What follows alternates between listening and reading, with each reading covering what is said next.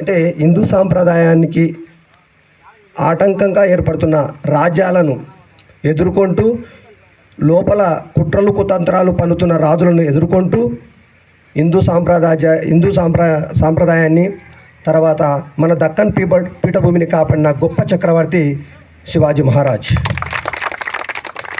కాబట్టి అతని జన్మదినాన్ని పురస్కరించుకొని మనము ఆయనను ప్రతి సంవత్సరము స్మరించుకోవడం మన విధి. మన భావితరాలకు కూడా మనం ఇలాంటి పనులు చేస్తే మన ఉనికి ఉంటుంది, లేదంటే మన ఉనికి కోల్పోతాం వేన్సార్ చెప్పినట్లు. కాబట్టి దయచేసి అందరూ కూడా మన ధర్మాన్ని ఎప్పుడు మర్చిపోవద్దు. ఇది కులం కావచ్చు, మతం కావచ్చు, తర్వాత మనకు ముక్కోటి దేవతలు మన ఇండియాలో, మన భారతదేశంలో 3,000 కోట్ల దేవుళ్ళు ఉంటారని నేను చిన్నగా ఉన్నప్పుడు మా అమ్మ కథలు చెప్తుండే.